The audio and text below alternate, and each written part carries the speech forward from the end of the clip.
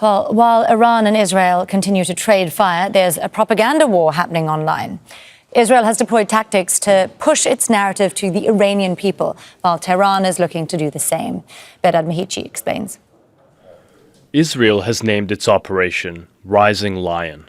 In a photo published a day before the attack on Iran, Israeli Prime Minister Benjamin Netanyahu placed a note in the Western Wall that reads, "The people shall rise up as a great lion." It's a reference to a story from the Bible of a lion that would not rest until it satisfied its hunger. But many also believe it's drawn from historic Iranian symbols.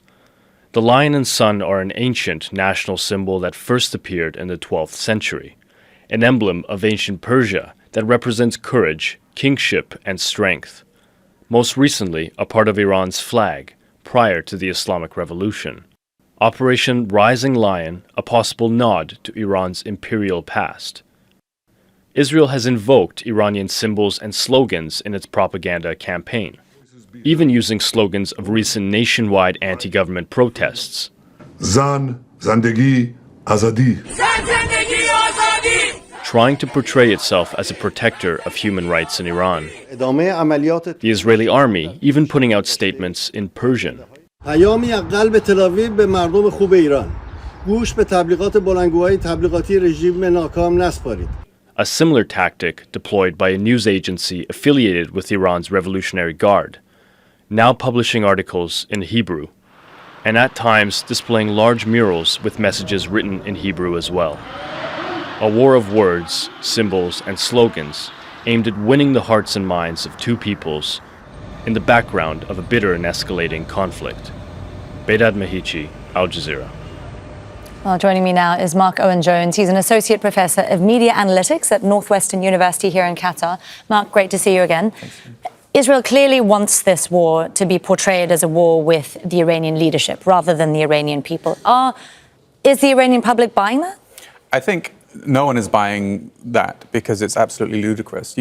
Most wars are not fought against the people. Most wars in history are fought against a military or the leadership. Unfortunately, the people who suffer in those wars are always the people. So Iranians definitely are not that stupid. And they know that the Israelis primarily are, they might be targeting strategic sites, but they're also killing hundreds of civilians, right? Israel has no regard for Iranian life. So all this kind of claims that they are defenders of the Iranian people or that they want human rights in Iran are nonsense, because that is all secondary to Israel's own security. So it's all pure propaganda as far as I'm concerned. And the threats against Supreme Leader Ali Khamenei, both from the Israelis and from US President Donald Trump, what do you make of those? Well, I think this is, if you look at some of the content being shared by, for example, the Israeli Ministry of Foreign Affairs Persian account, we saw some in the package. You can see, for example, pictures of the Supreme Leader surrounded by skeletons of his dead staff. So the idea is simply here to say, listen, we can kill your colleagues, we can kill the highest ranked Iranians, you're next, right? So this is just a pressure tactic made to feel like, his life is in imminent danger and they are not afraid to kill him. In actual fact, the fact that they're engaging in this narrative, threatening him in this way, does show that they are somewhat reluctant to kill him, simply because they know if they do that, that will definitely isolate Iranian support for a potential regime change. It would reduce that support, and that is obviously one of the objectives that Israel has here, is to try and change the regime. Killing the Supreme Leader would really prevent that from happening as much as they wanted. So they're trying to basically bring him to the negotiating table, get this unconditional surrender that Donald Trump wanted before they consider the possibility of killing him, which would be a really big step. And I don't even think they're necessarily willing to do that. So the threats themselves are the strategic tactic here? Yeah, it's absolutely a strategic tactic. Much of this is a war of rhetoric designed to increase pressure, but also designed to rile up anger in Iran in an attempt to try and get an uprising. How is this all going over in Israel? Obviously, we heard there from Behdad's report about what the Revolutionary Guard is trying to do in Israel, but also Israeli media and the Israeli military have been censoring, for instance, a lot of what's been hit by Iranian missiles.